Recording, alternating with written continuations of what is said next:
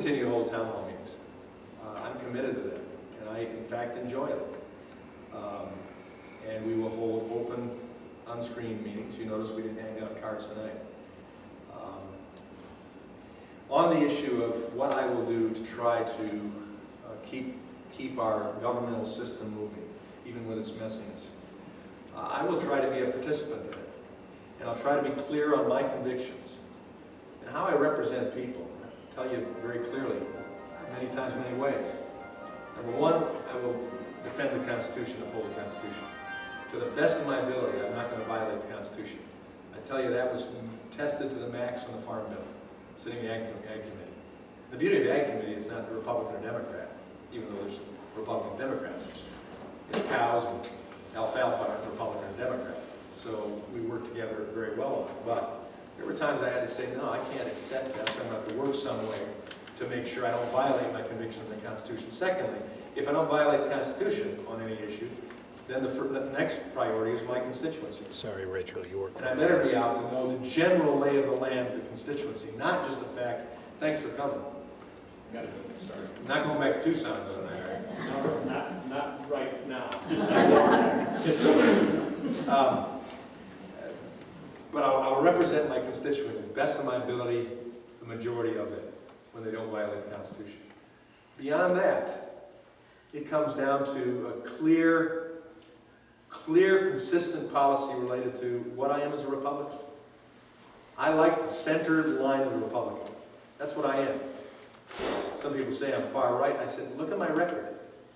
Republicans talk of it, a platform as being for limited government, reduced taxes, reduced spending, more liberty and responsibility to people. I think that's a good approach. And so I will fight on the basis of that. Now, I was in a state legislature when we had, the only time in the history of the Michigan legislature when we had equal number of Democrats and Republicans in the House. So Carolyn Cheeks Kilpatrick and I chaired the Transportation Subcommittee and Appropriations together. 1 month she was a chair, next month I was a chair. We had two speakers of the House, Paul Hilligans and Kurt Hertel, alternating months.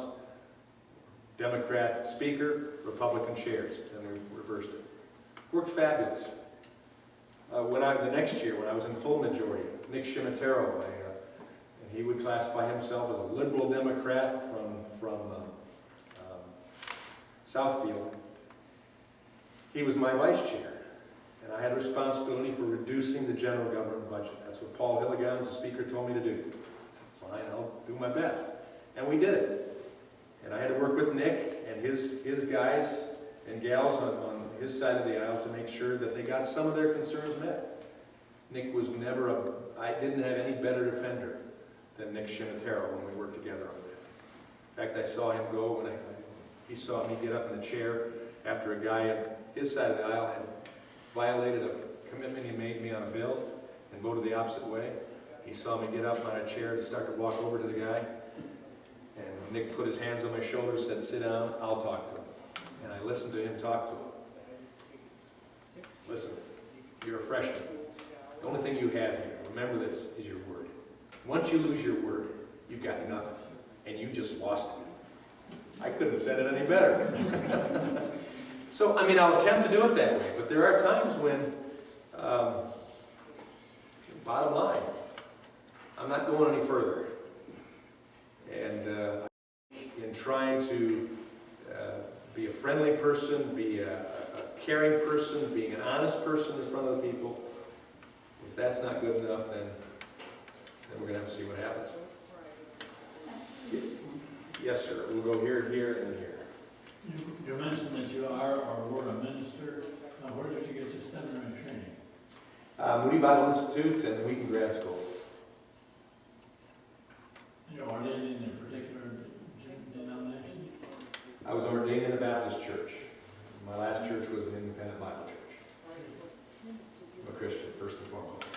Amen. People asked me when I first went to the state legislature back in '83, and they said, man, Walberg, how do you put up with that? Going from ministry into politics, I mean, isn't that? I said, you ever been to a church board meeting? Yes. I'll take politics any day. And I had two good churches. So